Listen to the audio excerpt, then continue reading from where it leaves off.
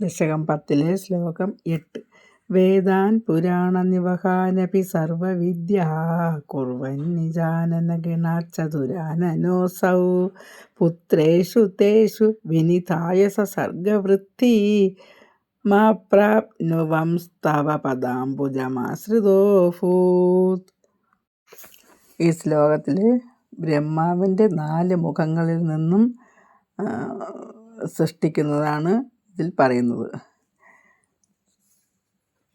വേദാൻ പുരാണ നിവഹാനപി, വേദങ്ങളെയും പുരാണങ്ങളുടെ കൂട്ടത്തെയും പുരാണങ്ങളെയും അപി സർവവിദ്യകളെയും കുർവൻ സൃഷ്ടിച്ചു.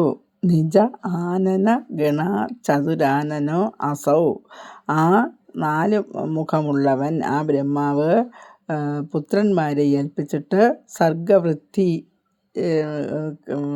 കിട്ടാഞ്ഞിട്ട്, സൃഷ്ടി നടത്താൻ കഴിയാഞ്ഞിട്ട് പുത്രന്മാരെ ഏൽപ്പിച്ചു.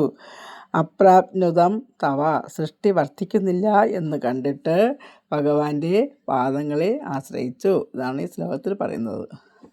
ആ 4മുഖനായ ബ്രഹ്മാവ് 4 മുഖങ്ങളിൽ നിന്ന് വേദങ്ങൾ പുരാണങ്ങളെയും വിദ്യകളെയും പുറത്തേക്ക് കൊണ്ടുവന്നിട്ട് മക്കളെ ഏൽപ്പിച്ചു. സൃഷ്ടി വർദ്ധിക്കണത് പോരാ എന്ന് തോന്നിയിട്ട് നിൻ തിരുവടിയുടെ തൃപ്പാദങ്ങളിൽ ആശ്രയം കണ്ടെത്തി എന്നാണ് മേൽപ്പത്തൂർ ഈ ശ്ലോകത്തിൽ പറയുന്നത്.